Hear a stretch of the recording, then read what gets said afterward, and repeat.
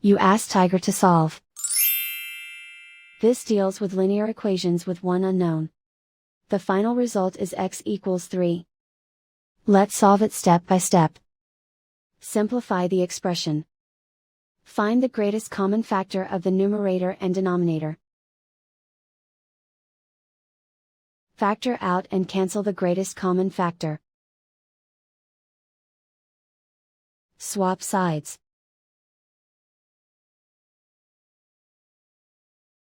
Isolate the x. Multiply both sides by 6. Group like terms. Multiply the coefficients. Simplify the fraction. Multiply the fractions.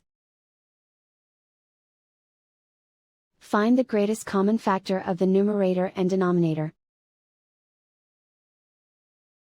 Factor out and cancel the greatest common factor.